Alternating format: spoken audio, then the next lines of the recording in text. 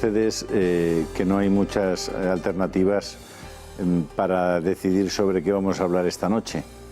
Vamos a hablar sobre lo que tenemos que hablar y vamos a hacerlo con quien además puede hablar sobre el asunto, porque en estos temas, en esta materia y en este asunto que probablemente supone en nuestras vidas, en todas nuestras vidas, una forma de afrontar el mundo completamente diferente a la que hemos visto, a la que hemos tenido en el pasado. No así en otras partes del mundo, donde seres humanos como nosotros sufren terribles epidemias, pandemias, hambrunas que diezman sus poblaciones y que hacen que muchísimas personas pasen vidas verdaderamente traumáticas y a veces con situaciones completamente crueles. Eso ocurre en otros sitios. A nosotros los occidentales, los privilegiados occidentales, los españoles, no hemos pasado por situaciones así. Esta crisis de lo que llaman coronavirus es una crisis para nosotros, es una crisis de nuestra propia identidad, de nuestra propia seguridad, donde muchas de las cosas que hemos dado siempre por seguras, pues no lo son tanto, donde esa prepotencia occidental y de nuestra tecnología, de la inteligencia artificial, de la nanotecnología, de los... Bueno, pues todas esas cosas al final, como ustedes pueden ver, resultan muy cuaresmales cuando te encuentras con que un pequeño virus que debe medir más o menos 7 nanómetros y recuerden ustedes que les contamos justamente la semana pasada que un nanómetro era una millonésima parte de un milímetro. Estamos hablando de algo que por supuesto no podemos ver, no podemos ni intuir, pero que es capaz de ponernos vuelta al aire a las personas concretas y a toda una sociedad. Para hablar de esto, pero para hablar de ese bicho que probablemente ni siquiera es un ser vivo, doctor Soriano, usted nos lo va a explicar ahora. Para hablar de todo esto tenemos a uno de los mejores, probablemente una de las personas más capacitadas en nuestro país, 25 años en la sanidad pública y ahora unos pocos en la sanidad privada y sobre todo también en la docencia. Vicente Soriano fue probablemente una de las personas más de referencia, más importantes en nuestro país, en el conocimiento, en la investigación del virus del VIH, del virus del SIDA. Y en ese momento, además, hace ahora probablemente 20 años o 25 años, él y yo coincidimos. Yo en ese momento presidía la Comisión del SIDA en el Parlamento de Cataluña y le llamamos a él como máximo experto, le llamamos a él para que compareciera en ese Parlamento y para que nos explicara qué rayos era eso del virus del SIDA. Pues de virus a virus, 25 años después, tengo la suerte de poder encontrarme con el doctor Soriano. Bienvenido. Buenas noches. Y al mal tiempo, buena cara, ¿no? Sí, estamos igual, tú y yo, igual de jóvenes. Igual, sí, sobre todo yo. ¿Qué nos está pasando? ¿Cómo analizas tú esta situación? Pues mira, yo creo que el comentario que has hecho de que es un golpe, una caída a la realidad desde donde pensábamos que estábamos, es una buena definición de lo que está ocurriendo. Para nosotros, para los médicos, puedo decirte a modo de ejemplo, hace 4 meses en Valencia se organizó el segundo Congreso Internacional Mundial de Longevidad. Y te puedo decir medio en broma de que nos dedicábamos a discusiones sobre el sexo de los ángeles, sobre si íbamos a vivir 150 años y había un grupo que decía que no, que íbamos a vivir más, porque en el fondo somos todo trasplantables, todo se puede reemplazar excepto la conciencia y la identidad de nuestras sinapsis que nos define como personas. Todo lo demás se puede reemplazar y de golpe que con la terapia génica, con la edición genética podríamos corregir las cosas desde un primer momento que nos afectaban y que vamos, casi podríamos ser omnipotentes.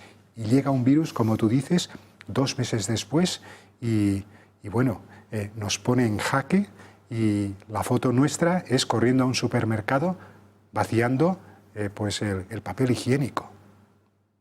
Es una dicotomía difícil de asumir, ¿no? Es un golpe a la humildad y sobre todo darnos cuenta que somos vulnerables, somos frágiles y construir desde muy arriba tiene el riesgo de que la caída puede ser desde más alto, ¿no? Hace pocas semanas era miércoles de ceniza. Nos recordaba la Iglesia eso de que polvo eres y en polvo te has de convertir. Sí. No sé, o sea, como médico, ¿no? O sea, yo creo que la impresión que te he comentado es un poco la que sentimos todos, ¿no? Aparte del estrés mediático y laboral, pues fíjate que lo que da cuenta un poco de nuestra labor profesional como médico es procurar el bien de los que acuden a nosotros, los que depositan su confianza en nosotros, por un tema que para ellos pasa a ser lo primero, que es la salud. Entonces, que tú tengas que encontrar con la dicotomía de que tienes que priorizar tu tiempo para atender a unos o a otros, el que sabiendo lo que habría que dar no puedes darlo, eso es un estrés laboral, emocional, pues porque no das abasto. Y eso es un poco la queja que desde el punto de vista médico tenemos muchos, de que nos ha sobrepasado. Y lógicamente lo que ocurre cuando pasan estas cosas es que uno busca por qué ha pasado esto, ¿no? Yo no me daba cuenta, los que estábamos en esta parte de la responsabilidad no nos dábamos cuenta, o han sido otros los que han estado mareando la perdiz en otros temas, en otros intereses, y no han sabido, tomando historia de lo que había pasado pues en China y en Italia, tomar medidas a tiempo, ¿no? Yo creo que ese es lo que te bulle en la sangre, y habida cuenta de lo que ocurre ahora en el día a día, pues te obliga a ver qué podemos hacer a partir de ahora y, desde luego, pues en su momento analizar si se pudieron tomar medidas antes, ¿no? Vamos a empezar por el principio, si te parece, y el principio se llama virus. Todos sabemos que hace ya más de 100 años una cosa que estaba viva y que son muy chiquititas, que se llaman bacterias, fuimos capaces de combatirlas después de habernos dado la lata desde el nacimiento de la humanidad. Fuimos capaces de combatirlas con una cosa que se llama antibióticos, que van directamente a por ellas, van a por las bacterias y son capaces de matarlas. Pero bueno, también sabíamos que existían otro tipo de agentes. No soy capaz y por eso te lo pregunto, de bautizarlos ni siquiera como seres vivos. Otro tipo de agentes que son capaces de instalarse dentro de nuestra corriente sanguínea y producirnos unos efectos más demoledores todavía, si cabe, que las bacterias. Y además nos enteramos, por lo menos, y es mi pregunta, a margen de que nos digas qué rayos es un virus, nos enteramos de que no son compatibles, es decir, de que no tenemos ningún instrumento. Es decir, estamos en la nanotecnología, en no sé qué, no sé cuánto, todo lo que decías tú, viviremos 300 años y resulta que nos viene un virus y no hay ningún instrumento capaz de liquidarlo. Explícamelo. A ver si me explico bien, ¿eh? O sea, seguro que sí. En el reino de los seres vivos están, para entendernos muy sencillo, lo más complejo, que son las células, que un compendio de células somos nosotros, organizadas pues en órganos, en tejidos, y al final en un organismo, que va todo compensado y formando una unidad. Por debajo de las células, que tienen un núcleo, están las bacterias. Las bacterias son organismos independientes, se reproducen de manera independiente y se alimentan de manera independiente. Y suelen vivir a costa de las células, de las eucariotas, o por libre. Y luego hay otro elemento que son los virus. Los virus, por definición, están entre la vida y lo inerte. Son parásitos obligados. Se replican, pero no tienen la maquinaria para replicarse. Se la roban a las células y a las bacterias.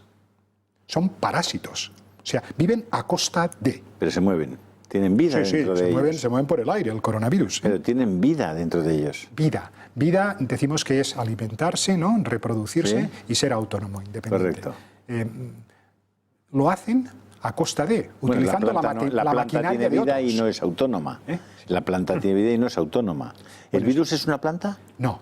Es un parásito obligado. Vive a expensas de otros.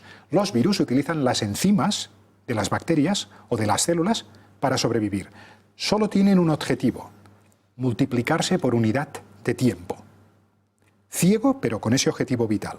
Es ley de la naturaleza, de la evolución, ¿no? O sea, es crear unidades pues de la progenie por unidad de tiempo. Y esto lo hacen o produciendo mucha descendencia en un individuo al que lisan, al que matan, o infectando a muchos a lo largo de mucho tiempo.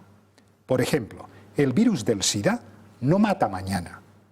Infecta a lo largo de mucho tiempo mucha gente, con unas determinadas prácticas de riesgo. Y su objetivo lo cumple. A lo largo de 10 años, desde que uno lo coge hasta que desarrolla el SIDA, pasan 10 años. En este virus, en el virus de la gripe, en el del sarampión, es muy transmisible. Pero afecta a mucha gente en muy poco tiempo y luego te curas. Entonces, con el coronavirus no hay inmunidad previa, no existía hasta hace unos meses. Nadie tiene anticuerpos, no hay una vacuna. Eso quiere decir que en la medida que circule, nos vamos a exponer y nos vamos a infectar todos. Si se toman medidas de cuarentena, de disminución, de desconexión social, que es como se llaman, disminuir la movilidad y aislarse, básicamente, enlenteceremos el pico de exposición. Ocurrirá más lentamente, pero al final lo esperable es que en ausencia de una vacuna nos infectemos todos. Esto que decía Angela Merkel hace unos días, que decía 7 de cada 10. Eso es una forma de hablar, pero es para lanzar el mensaje de que en principio, excepto el pastor que esté en un pico con las ovejas, le llegará, pero le llegará a lo mejor dentro de 6 meses. Pero el resto que vivimos en urbes, que nos relacionamos con la gente, la posibilidad de que nos expongamos es altísima. Es más, probablemente yo creo que mis colegas médicos, si lo que digo, estarán de acuerdo conmigo. Ahora mismo, a día 13 de marzo, si hiciéramos un estudio de prevalencia de anticuerpos en grandes urbes de España, Madrid y Barcelona, más del 20%, 25% de la población ya nos hemos expuesto. Ah, sí. Claro. O sea que probablemente hay muchos más infectados, entre comillas, que los que se dice. O que se han infectado. O sea, el periodo de infección activa dura, pues probablemente, lo que se dice, pues entre una semana y 14 días, pero luego la evidencia de que te expusiste en el pasado, pues es la presencia de anticuerpos. Esto se podrá hacer cuando pase ahora el momento crítico, se podrán hacer estudios epidemiológicos para ver cuánta gente se expuso. Ya no tendrán la muestra activa, la PCR en el exudado oral, pero tendrán los anticuerpos y nos daremos cuenta pues que esto fue rapidísimo, la exposición fue ahora mismo lo que estamos viviendo en Madrid es exposición geométrica, contagios con una progresión geométrica. Veremos dónde se alcanza el pico, que será dentro pues, de 2 semanas, finales de este mes. Vamos a ver, has mencionado la palabra vacuna. En este momento, si alguien, un laboratorio, desarrollara una vacuna, ¿podríamos pararlo? Es que desarrollar vacunas como las entendemos, vacuna del tétanos o preventivas por completo, vacunas de la hepatitis B que funcionan muy bien, más del 90% de protección, eso en el mejor escenario no va a ocurrir antes de Navidad. Entonces, el pico de exposición y de enfermedad y de mortalidad va a ocurrir antes del verano, eso es lo predecible, ¿no? Como se ve la epidemia. Entonces, si sale una vacuna, que esa es la siguiente pregunta, hombre, no va a estar disponible para la masa amplia de población en Europa, Estados Unidos, y ya no te digo, en otros lugares, en India, China o en África, antes de Navidad. Yo ese escenario lo vería excesivamente optimista. Doctor, vamos a ir un minutico a publicidad y seguimos con esta apasionante conversación. Muy bien. Muchas gracias. Hasta ahora.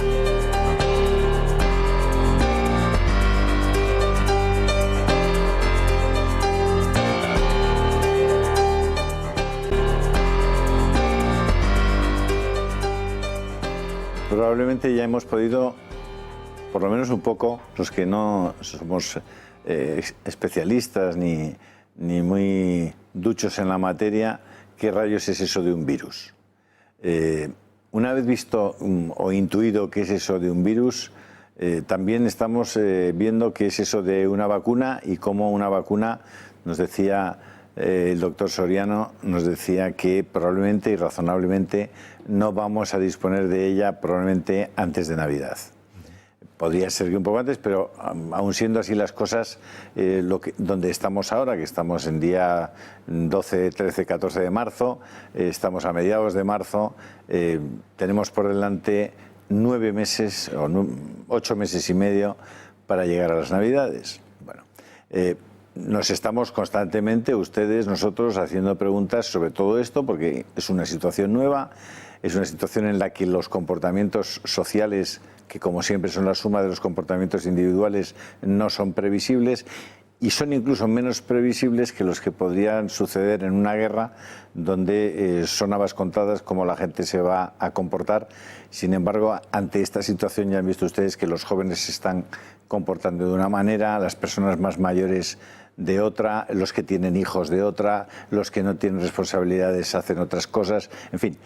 Cada uno está asumiendo esta realidad de maneras distintas ante una información, bueno, pues que también ha ido variando, que ha sido deficiente en algunos casos, que ha sido irresponsable en otros. No me canso de decir que esa manifestación del 8M, desde mi punto de vista, fue extraordinariamente irresponsable y ahí están en cuarentena los señores de Galapagar.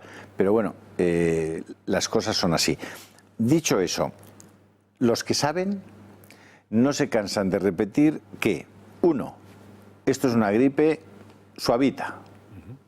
2, que esto no tendría ningún problema si viviéramos en Madrid 100.000 personas, lo acogieran 5.000 y nuestro sistema sanitario estaría perfectamente capacitado para que, conforme vayan llegando aquellos que necesitan un tratamiento especial por su inmunodepresión o porque tienen unas condiciones de debilidad extraordinarias, cuando se presenten en la UBI haya la cama, el respirador suficiente para evitar la fibrosis, para ayudarle en la recuperación, etcétera. Dicho eso, como el comportamiento de las masas es el que es y se manifiesta a veces con extraordinaria histeria y muchas veces es capaz, y en este caso lo está siendo, de, a pesar de la información de las autoridades, colapsar los hospitales y colapsar el sistema sanitario, nos encontramos que gente que necesita, porque efectivamente tiene el coronavirus, necesita la UCI, ya no dispone de una UCI y por tanto hay que elegir entre él y otra persona. 2, que personas que no tienen coronavirus pero necesitan una UCI porque les ha dado un infarto, un ictus o vaya usted a saber qué, tampoco disponen de UCI, con lo cual no solamente está muriendo gente de coronavirus, sino que están muriendo personas porque el sistema sanitario está colapsado. ¿Lo he descrito más o menos con precisión? Sí. O sea, yo creo que el gran problema es ese, es darnos cuenta que es una gripe un poco más seria que la gripe habitual, pero que no hay vacuna y que nadie tiene inmunidad previa de otros años, porque esto es nuevo. Entonces, lo cogemos todos, la gente joven, catarrillo y con paracetamol a funcionar y un poco de agua. Los que ya tenemos unos años más, es un catarro de 5 días, mucha tos, dolor de cabeza, dolores musculares y cansancio. Y en general nada más, se resuelve y quedas inmune, pero en gente que tiene más de 60 años, que tiene alguna inmunodeficiencia por algún tipo, trasplantados, bronquíticos crónicos, diabéticos, gente que toma biológicos para la esclerosis múltiple, para algunas de estas enfermedades autoinmunes, todos estos tienen más tendencia a gravedad, y es hacer una neumonía. Y esos, habitualmente, cuando se atienden médicamente, se indica el ingreso en una cama de hospital y algunos de ellos además ingreso en intensivos y necesitan una intubación y ventilación mecánica. Claro, si eso se concentra en una ciudad de 6 millones de habitantes en 2 semanas o en un mes, todas las camas de UCI quedan bloqueadas porque estos señores además, esos pacientes no ingresan hoy y salen mañana. El promedio de estancia es de 10 a 14 días. Entonces, acumulamos esos pacientes sobre los nuevos ingresos que vienen. Y como tú explicabas muy bien, todos tenemos derecho a tener un ictus, un infarto de miocardio, una descompensación diabética, un politraumatismo, cuando esos pacientes que son la rutina, a lo que ya está habituado el sistema sanitario, se encuentran que está bloqueado. Y luego, los propios médicos también somos humanos, nos cogemos también el coronavirus. Entonces, es un virus que además en el medio sanitario se transmite con particular eficiencia por la concentración y por la exposición a aerosoles. Entonces, cuando coinciden todas estas cosas, el panorama es bastante sombrío, en algo que de entrada uno diría, bueno, a pesar de la histeria colectiva que hay, los números son que en España pues vamos camino de los 5.000 casos. Bueno, pues en España hay 130.000 con el VIH, pero no es lo mismo. ¿Cuántos se han muerto? Se han muerto 100 y pico. No es para tanto. Los sí que es para datos tanto. están en torno al 3,2% de los infectados. La mortalidad. Sí, la mortalidad. Pero, mientras que en Italia está siendo ya del 8%. ¿Alguna explicación habrá sobre eso? Julio, mi sensación, te digo estas cosas, a veces sale en alguna revista. ¿Sabes qué ocurre? Que para hablar de porcentajes de mortalidad habría que tener un denominador muy claro, que es la gente infectada confirmada. Si parte de la gente infectada son asintomáticos, no se les hace el test. No conocemos bien el denominador. Correcto. La aproximación a la mortalidad lo hacemos sobre los casos confirmados y sobre la proporción de los que ingresan. Entonces, lo que sabemos hoy es que de los que tienen síntomas y se hace un test y es positivo, hoy por hoy, si tienen más de 60 años, se puede morir cerca del 10%. Eso se puede saber. Ahora, porcentaje de mortalidad por el número de gente contagiada, no lo sabemos y probablemente no lo vamos a saber porque, como en China, aquí, desde ayer, ya no hacemos el test. Se presume, porque la mayoría de los que hemos pedido el test en la última semana son positivos. Entonces, el diagnóstico de coronavirus, ahora mismo en Madrid, es por la clínica. Ya no hacemos test. Yo esta mañana he intentado conseguir test para la institución para la que trabajo. Imposible. Varios suministradores. No quedan. Los ministros no han tenido problema para conseguirlos. Y se han podido hacer, junto con la Casa Real, las pruebas inmediatamente y en muy pocas horas. La verdad que la suerte. ventaja es que lo tengan o no lo tengan, el tratamiento será como el nuestro. No hay antivirales ni vacuna. O sea, eso sí que es verdad. A casita y a beber agua. O sea, eso sí que es verdad.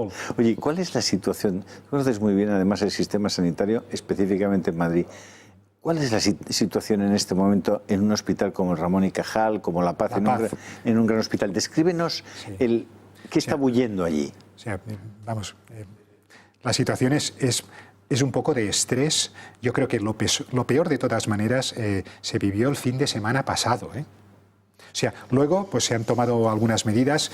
Ayer mismo pues en La Paz, ¿no? Pues pusieron las tiendas estas de campaña de los militares, se habilitaron a lo largo de la semana una parte de fisioterapia para atención para camas y de cuidados especiales, ¿no? Que no intensivos, pues para muchos pacientes que ingresan, la mayoría son abueletes, o sea que de residencias y que vienen descompensados y que a un ritmo normal se podrían asumir en el hospital normal, pero ahora mismo no. Entonces, esta es la situación. Entonces, ¿esto qué produce? Pues estrés entre los compañeros de trabajo, pues porque te gustaría mínimamente hacerlo bien y no das abasto.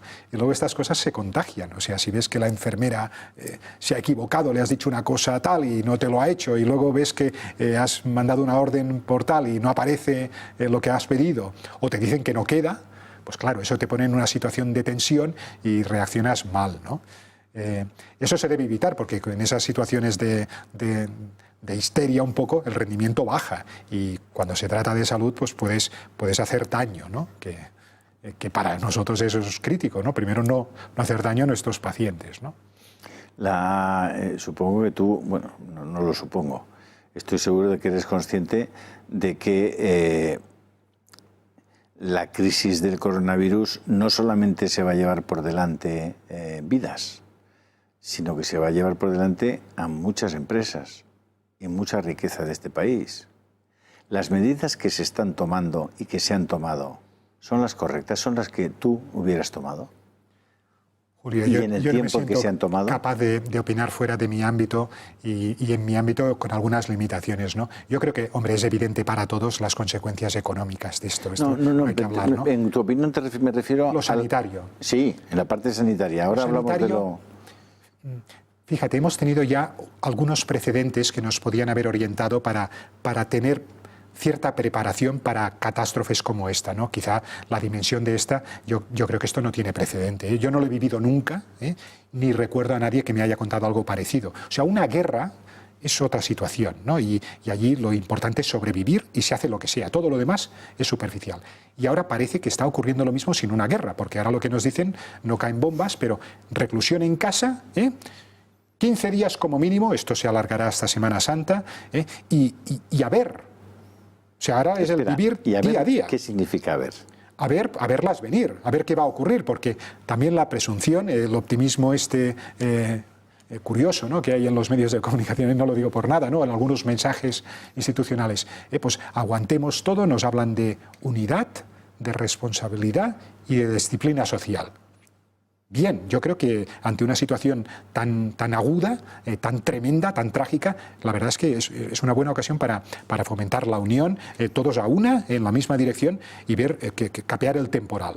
Bien. Luego ya hablaremos de las responsabilidades y si han de ser de los sanitarios o de los que mandan a los sanitarios, los que crean las órdenes para cómo se organiza esa sociedad.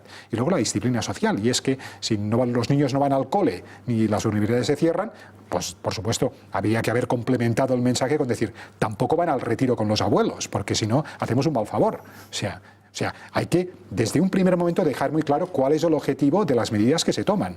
Y vista lo que ha pasado en Wuhan y lo que ha pasado en Italia, desde un primer momento habría que haber sido, y esa es la queja que tenemos desde el mundo sanitario, pues mucho más drástico y asumir medidas impopulares.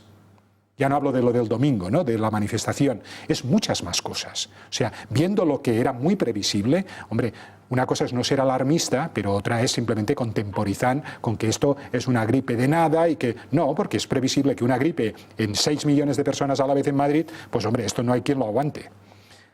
A la vez, hay que dejar muy claro pues lo que has dicho tú, que es un cuadro que si se parece a algo más es a la gripe. O sea que lo vamos a pasar todos y es un cuadro catarral. Pero para el subgrupo de pacientes, ese 15% de la población que en Madrid tiene más de 60, 65 años, pues habrá que contemplar, porque eso son casi más 500.000 personas, o sea que algo habrá que hacer. Y eso se tenía que haber previsto antes, eso no hay ninguna duda. Pero por eso te preguntaba, probablemente lo que muchas personas no entienden es cómo, si dentro de 15 días, tal como dice el gobierno, el estado de alarma se levanta, las gentes pueden volver a sus trabajos y a sus actividades habituales. Es evidente que si no vuelven, lo que vamos a tener dentro de un mes y medio es problemas de suministro, porque lo que no tendremos es que comer. Entonces tendremos una catástrofe todavía mayor. Como la gente va a tener que comer, hay que fabricar esos alimentos, hay que transportarlos, hay que entregarlos, hay que distribuirlos, hay que manipularlos. En ese momento el virus no habrá muerto, tal como tú muy bien has explicado, estará allí, seguirá allí. ¿Volveremos a la misma situación? ¿Qué razón hay para que no volvamos a la misma situación?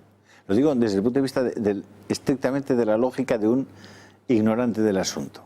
Julio, mi sensación es que las personas que toman estas decisiones, estos razonamientos que tú has hecho, les han llegado, si ellos mismos no lo han argumentado por sí solos, ¿no? O sea, estas cosas se conocen y hay gente que prevé un poco lo que va a ocurrir.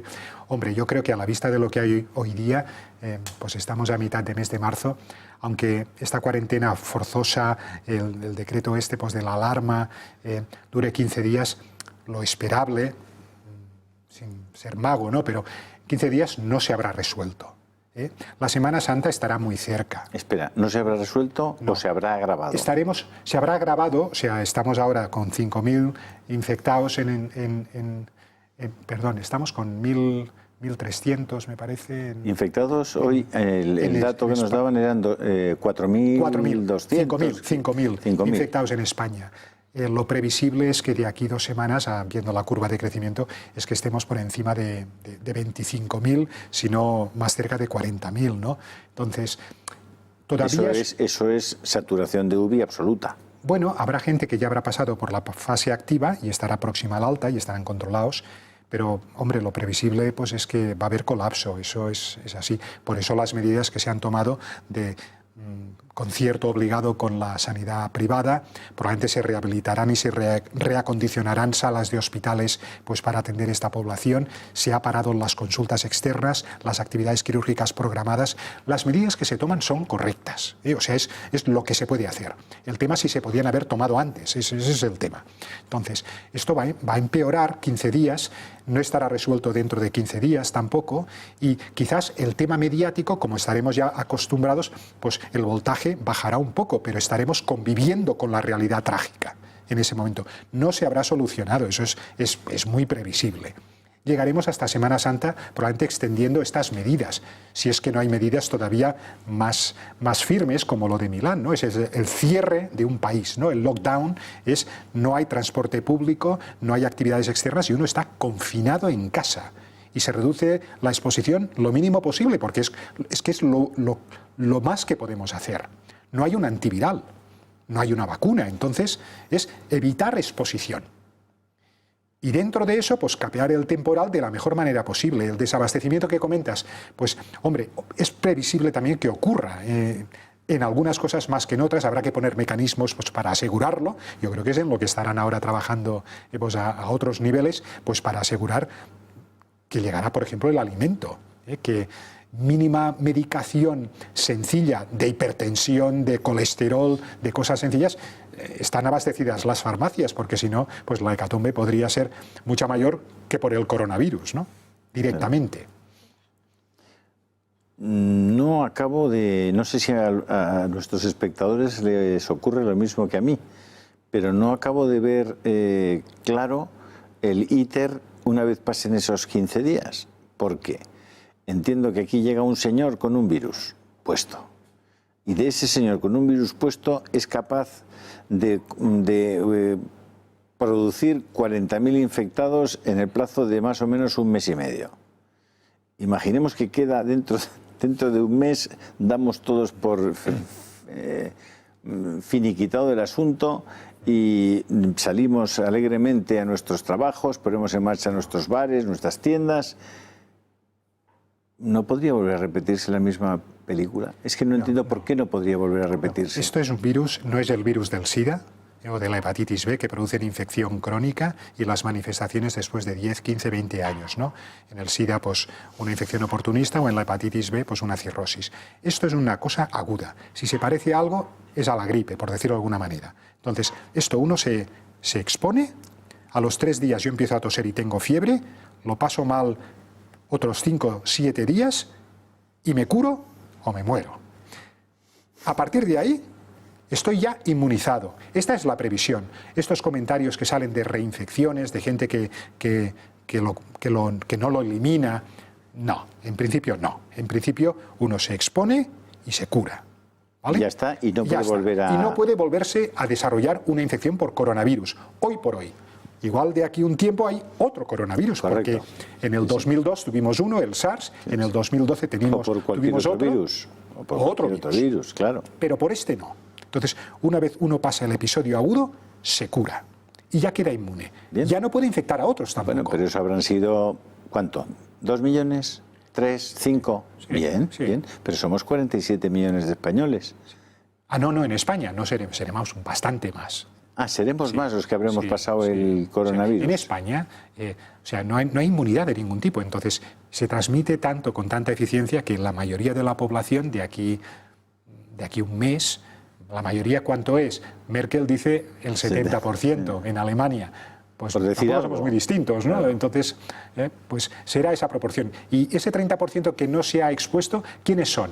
Pues es gente que no ha tenido contacto, por diferentes razones, con alguien activo, esos 14 días de actividad o menos de 10 días, gente que vive aislada, gente que le ha pillado en otro lugar y que por tanto en cualquier momento si topa con el virus va a cogerlo. Si se expusieran lo cogerían, pero entonces su tasa de transmisión a otros, como la mayoría están inmunizados, es muy baja. Muy baja. Es porque agotas la población diana susceptible de infectarse. Entendido. Por eso se dice que antes del verano es decir, que aquí de lo que estamos hablando es de que ocurra lo que tiene que ocurrir, pero dilatarlo en el tiempo lo máximo posible. Ese es el mensaje, Julio, más importante, sobre todo para nuestros abuelos, que son la población que se puede quedar sin la cama que necesitan. Yo tengo 62 años, O sea, yo estoy ya en grupo de riesgo tú tienes clarísimo. Gente más mayor, que en España tenemos una proporción, un segmento importante de nuestra población que tiene más, ¿no? Entonces, esos son los candidatos a complicarse. Esos son los principales candidatos. Sí. ¿Los niños? Los niños no, en general no.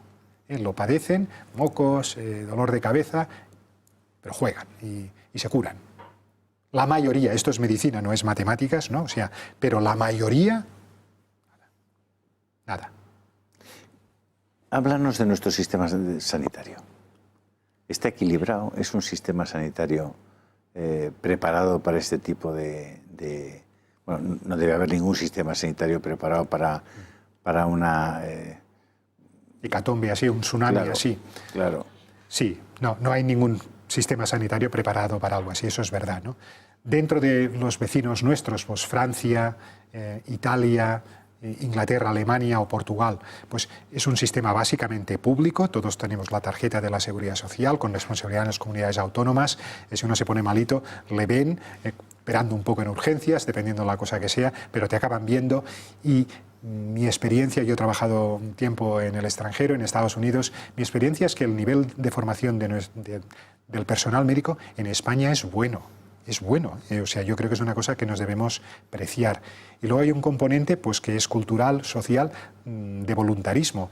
Yo creo que muchos médicos en España y enfermeras son personas muy dedicadas, que tendrán los conocimientos que puedan tener, que como digo, creo que son buenos comparados con otros sitios, pero aparte tienen el plus de la voluntariedad. O sea que... ¿De la entrega?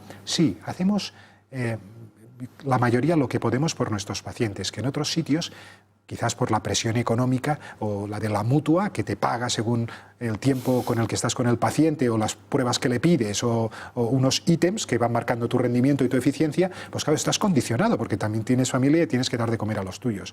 Aquí la mayoría es sanidad pública y en el sistema privado en España, que está yendo a más desde hace tiempo, las prestaciones son buenas. Ese clima competitivo y de business que ha infectado a la sanidad americana, aquí todavía no existe. En Francia, por ejemplo, el sistema es público, si cabe más que aquí, aunque también hay sistema privado, pero el nivel de lo público yo diría que es incluso más bajo que en España. Alemania es totalmente distinto, es otra manera de funcionar, público la mayoría, pero también hay privado y mutuas y las dos cosas a la vez, y es bastante eficiente en general. Inglaterra yo diría que el nivel es inferior al nuestro en el sistema público y por lo tanto yo creo que en este sentido debemos estar orgullosos de nuestro sistema público de salud. El sistema italiano es más complicado, ¿no? El sistema italiano sobre todo es muy viejo, todo. Entonces el nivel es más bajo de oferta de prestación de servicios a todos los niveles y está bastante obsoleto, No es un sistema a envidiar. Y luego tienen una población anciana muy grande en Italia. Claro. Sí, es más que aquí, o sea que... Vicente, hablamos al principio, claro, esto para nosotros los afortunados occidentales es una novedad, una pandemia de esta naturaleza. Para muchos países que no son occidentales, que no son países de nuestro entorno, que no están en este nivel de civilización, entre comillas, las pandemias son el pan nuestro de cada día y sufren cosas no como esta, sino mucho más terribles, con sistemas sanitarios, en fin, que no quiero describir. ¿Qué piensas cuando piensas en eso, como especialista en enfermedades infecciosas? Mira, Julio, yo creo que se entiende bien. 3 cosas pienso. La debacle económica va a ser como aquí o peor. La curva de población de Sudamérica o de África subsahariana no tiene nada que ver con la de Estados Unidos y Europa. O sea, tienen mucho joven, poco viejo. O sea, se infectarán todos, pero graves, habrá muchos menos. ¿La contrapartida cuál es? Que no tienen UCIs. No tienen hospitalización correcta para atender mucha gente. Entonces, los pocos que se pongan mal... morirán. Ese es el escenario para países del tercer mundo. O sea, menos población susceptible de ponerse mala, pero los que lo hagan apenas tendrán oportunidades. En cambio, aquí tenemos mucha población mayor, se pondrá mala y haremos lo que podamos. En la práctica va a ser menos grave para ellos esto, para muchos de esos países. Bueno, menos grave, sí, porque la población es muy joven, Claro. y entonces probablemente la proporción que tendrán un cuadro miles off será mucho mayor. ¿Sí?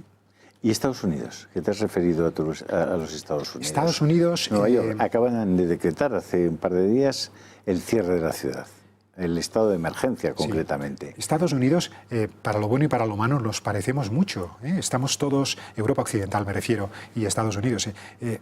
No tiene ningún sentido el decir si la culpa es del chino o del europeo, que eso es una cosa tonta, es perder el tiempo, es hablar de cosas que no aportan nada. O sea, es un sistema de sociedad muy parecido al nuestro y tienen una pequeña desventaja y es el acceso a la sanidad. O sea, los suburban hospitals, que son los públicos, todo el sistema de Medicare, es low level, o sea, es un nivel de prestación bastante modesto, y el acceso a la sanidad de nivel, que existe una sanidad de mucho nivel, está muy restringida y claro, es cara, ¿no? Básicamente el sistema de salud de Estados Unidos, el masivo, el importante, el de calidad, es privado. Y es por mutuas, por tus compañías de seguros, ¿no? Es decir, que Estados Unidos puede sufrir mucho más que Europa esta situación. Sí. A ver si se va a llevar por delante el impeachment que no ha podido, se va a llevar por delante a Trump el coronavirus. Se puede llevar también al líder demócrata, porque los dos que hay tienen más de 80 años, o sea que... No tanto por eso, tanto, sino por el hecho de que la gente reconozca que efectivamente su sistema de salud tiene unas carencias muy importantes, a pesar de que ellos, yo pienso que se gastan, según me decía Antonio Burgueño hace muy poco, que por cierto ha sido nombrado el coordinador de toda la parte de todo la organización del trabajo contra el coronavirus en Madrid. Pues tendrá que protegerse porque tiene cierta edad ya. Sí, seguro que se está protegiendo. Pero él decía que el gasto per cápita en Estados Unidos era muy superior al gasto per cápita en España, en torno al 11%. Los salarios de los médicos, todo es mucho más caro, está poco optimizado. Y luego la sombra esta del business, que de eso entiende mucho Antonio Burgueño, eso lo penaliza todo. No prima la atención al paciente, y esto es importantísimo también para los propios médicos, ¿no?, que nos dedicamos a los pacientes, sino que prima todo el tema de la tasa de negocio que puede haber, ¿no? Y esto lo vicia la práctica médica en Estados Unidos desde hace tiempo. Esto es un tema muy difícil de resolver, además, o sea porque está muy ahincado en la sociedad americana. ¿Pueden encontrarse con una situación más compleja que esta? Mi opinión es que sí, sobre todo en grandes urbes, pues Nueva York, Chicago, Los Ángeles, porque es que el acceso a la sanidad, si no tienes cobertura mínima y de calidad, lo puedes pasar mal. Sí. ¿Me permites el último corte publicitario y seguimos? Hasta ahora mismo.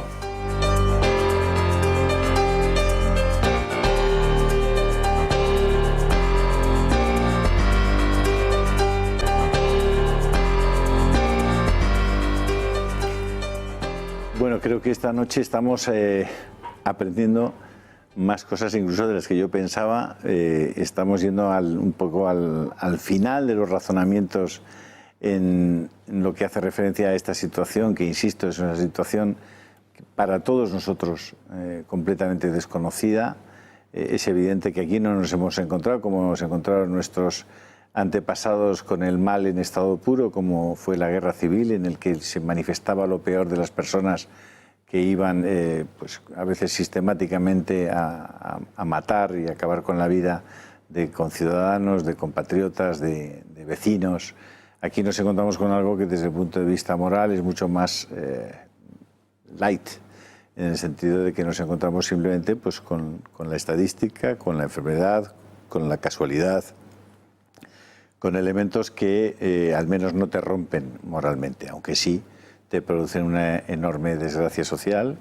Hemos hablado, por supuesto, de la desgracia sanitaria, de las desgracias de salud, de las muertes que puede causar esta infección extendida en toda España, en todo el territorio nacional, pero también de la desgracia que va a causar en las esperanzas, en las ilusiones, en la realidad económica de muchísimas personas que van a haber truncado sus proyectos, que van a tener serísimas dificultades para encarar el pago de sus nóminas, para poder mantener abiertos sus pequeños negocios. Bueno, todo eso, que sin duda alguna va a tener que va a tener que tener una réplica en una utilización muchísimo más moral, muchísimo más rigurosa de los recursos públicos para dedicarlos a aquellas cosas que prioritariamente deban ser dedicados. Yo creo que probablemente esa será una de las condiciones para que esta crisis no deje algo más que no son poco que muertos físicos, sino que una parte de la sociedad no tenga que levantarse para recordarles a los políticos que el dinero público no es sagrado, en estas situaciones es sacratísimo y que debe ser empleado con un extraordinario rigor y con un extraordinario sentido de la justicia, priorizando muy bien, y probablemente haya que hacer un presupuesto base cero, priorizando muy bien en qué hay que dedicar el dinero que es, por definición, limitado. De eso estamos hablando, de todo eso estamos hablando, ¿no? Yo, Julio, también considero que son momentos de unidad. O sea, el desafío es tremendo. Lo médico que hemos hablado, lo económico que se ve venir y que tendrá un impacto tremendo. Entonces, yo creo que son tiempos de unidad, ¿eh? Yo creo que casi todo el mundo estamos de acuerdo. Hay que aunar fuerzas, ver en la medida que uno puede cómo minimizar daños. El tema de las empresas que pueden... el tema del teletrabajo para nuestros hijos, yo creo que esto es una oportunidad, ver el lado positivo, ¿no? De que familiarizarse con todo lo que es el aprendizaje por Internet, el esforzarse como cuando toca organizarse uno sin ayuda externa, ¿no? Pues en tiempos hay que crecer para adentro, ¿no? Aguantar un poco ahí, ponerse un horario a la misma hora, aunque no tengas estímulo, aunque haya una monotonía, un aburrimiento, pero, o sea, esforzarse por aprovechar el tiempo, y hacer las cosas sin que haya un ánimo, un estímulo externo. Yo creo que eso es lo importante, ¿no? Las cosas acaban, ¿no? Más pronto o más tarde acaban y la gente que haya sabido aprovechar el tiempo, saber luchar para sacar brillo a lo que tiene, el mantener una cierta actividad, son los que saldrán adelante, ¿no? Ojalá lo hiciéramos muchos en nuestro país, ¿no? Pues para no salir con una herida que nos haga que no tengamos oportunidad de continuar siendo competitivos dentro de nuestro entorno, ¿no? Vicente, ¿cómo conviven estos días en una familia miembros que no saben que pueden empezar a tener unos síntomas, que otros no los tienen y están viviendo en la casa, los abuelos, los niños pequeños, una mujer embarazada, una persona con una especial inmunodepresión? ¿Cómo se puede convivir en un espacio pequeño cuando se le está diciendo a la población que se quede en casa? ¿Cómo conviven? Mira, esa es la realidad. Es una pregunta muy difícil de responder, pero esa es la realidad, ¿no? Que tú siempre tienes una excepción. En los casos individuales casi todos son excepciones, ¿no? Pues mira, a las alturas que estamos ahora, con todo tan expandido, lo mejor es quedarse en casa los que se tengan que quedar en casa, porque en la calle no van a dormir. Entonces, si tienes un abuelo en casa, pensar, si yo ya lo he padecido, ya lo he contagiado. Y lo que hay que hacer es todos en casita, no exponernos más, ni para cogerlo los que no lo tienen, ni para yo pasarlo o pasarlo a mi familia a los que no lo tienen fuera. Entonces, quedarnos en casa, 14 días de aislamiento máximo, y si resulta que hay uno de los abueletes o de uno de los que toma algún medicamento de los que hemos hablado, o la gestante, que empiezan con fiebre, tos, y que hay sospecha de que pueda tenerlo, la orientación es quedarse en casa. No hace falta el test, se presume que lo tiene. No pasa nada. Casa, paracetamol y agua. Ahora, si empieza a ahogarse, hay que llevarlo al hospital, que lo valore un médico. Llevar de manera innecesaria gente a urgencias, lo que hace es que se colapsen los servicios de urgencias y luego, si no lo tienes, lo vas a coger allí. Y luego, como ahora ya no se hace el test, en realidad, ¿para qué quieres el resultado del test? Presume que es positivo. No hay antiviral, ni hay vacuna, pues es una curiosidad que ahora no es el momento de conocer. O sea, quedarse en casa, si no lo tienes, no lo cogerás, y si lo tienes, lo padecerás, y mientras no sea grave, no se va a urgencias. Yo puedo, imagínate, yo estoy infectado, te doy la mano, ¿estás cogiendo en ese momento el Si yo tú me das la mano, tu sudor, y yo luego me hago así en el ojo o en el labio, pues es una vía conocida de transmisión. Vale, estoy contigo. Tengo mi teléfono móvil, lo toco y te lo paso y tú lo coges. ¿Te estoy pasando el virus? Sí, porque yo a continuación haré así en mi ojo, la conjuntiva o la mucosa oral, no hay epitelio protector, es un receptor para el virus, ¿no? Lo vinculiza, luego paso la saliva, se absorbe. He comprado unos tomates y se los quiero llevar a los abuelos. Y tengo en la bolsa los tomates y se los llevo a su casa. No quiero subir a verles, pero baja el abuelo, recoge la bolsa con tomates. ¿En el asa de la bolsa, en los tomates, está el virus? En algunas zonas probablemente sí. Es un tema de probabilidades. ¿Qué tienen que hacer? Pues es eso, tocarlo y luego tú exposición a tus mucosas. Es decir, debe coger esa bolsa, debe vaciar los tomates en el lavadero. Tocarlos y luego tocarse el ojo, la saliva, luego absorberse y los receptores están en el pulmón. Pero si quiere evitarlo, tendrá que sacar los tomates, ponerlos en el lavadero, lavarlos con agua y un poquito de lejía, simplemente con agua. Nada, con un poquito de agua y a continuación lavarte tú las manos para que si has tocado algo y ya está. Se hace muy difícil, Julio, se hace muy difícil, es verdad. Por eso pensamos que lo de Merkel es verdad, o sea, nos vamos a contagiar todos. ¿Es así? O sea, pero a la vez no pasa nada porque es un cuadro catarral, si es que es así. Si el problema es que es un poco más que un cuadro catarral en gente mayor. Entonces, todos malitos a la vez no vale. Eso es el gran problema, el acumular en poco espacio de tiempo gente que requiere un ventilador. Vicente, estamos hablando del futuro, de nanotecnología, de inteligencia artificial, de capacidades de cálculo ilimitadas con los servidores de los que disponen las grandes compañías informáticas. Y sin embargo, no hay nada que hacer contra los virus. Si mañana llega aquí el virus del ébola o el virus... ¿El cólera es un virus? No, es una bacteria. Una toxina. Vamos a pensar en un virus que sea agresivo como este, pero que en vez de ser un catarro y producirte esos síntomas, te mate. ¿Qué pasaría? Julio, tampoco sin ser tremendista, ¿no? Pero no, la nanotecnología o la inteligencia artificial son disciplinas impresionantes, ¿no? O sea, te abren unas posibilidades y ayudarán seguramente a contener la epidemia de coronavirus a su manera, ¿no? Lo que ocurre es que eso, el caer y pisar en el suelo, ¿no? De golpe, lo del virus, pues claro, es un catarro, el irte al supermercado es un tema de supervivencia, nos vamos a lo más primario.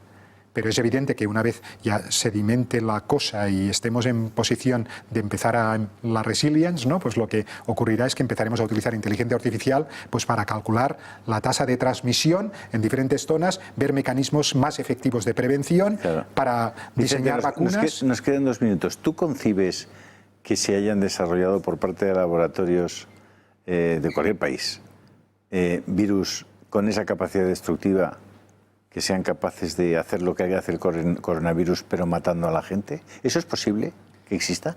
O sea, laboratorios pues que investigan sobre bioterrorismo, seguro que los hay, pues no tanto para atacar, sino incluso para prevenir, ¿no? Pues para saber por dónde van las cosas. En Estados Unidos, en China, seguro, y en algunos otros países. Ahora, si a mí me preguntas sobre estas conspiraciones y tal, yo te diría, por lo poco que yo sé, es que es mucho más, lo más probable es lo más real, ¿no? Entonces, es la mediocridad, es que... O sea, ¿Pero es técnicamente posible generar un virus de esa naturaleza? Bueno, esto yo creo que en su momento habrá más luces para ver si ha podido haber algún tipo de influencia. No, ¿pero se puede hacer? Se puede, sí, no sé hasta qué punto con éxito, pero que se intenta y que se puede modificar la virulencia de algunos patógenos, claro que sí. Se puede hacer. Claro que sí. Pero esto es más mediocridad humana, que uno, pues esto, metes la pata y conviven allí animales con tal y luego no avisas y luego pues se hace de manera torpe la declaración de contingencia, poco transparente, los otros dudan de ti y al final la cosa pues explota y somos mediocres. Al final el aleteo de una mariposa en Brasil puede provocar un huracán en Washington. De alguna manera, sí. Vicente Soriano, sí. De verdad, muchísimas gracias. Creo que ha sido enormemente clarificador para todos nosotros esta conversación, clarificadora esta conversación. y le agradezco de verdad que hayas estado con nosotros y espero que podamos repetir en el futuro. A todos ustedes un abrazo virtual enorme y una sonrisa, no pierdan el sentido del humor y tranquila y reflexivamente esperen, porque siempre después de la tempestad viene la calma. Así que si Dios quiere, nos vemos la semana que viene.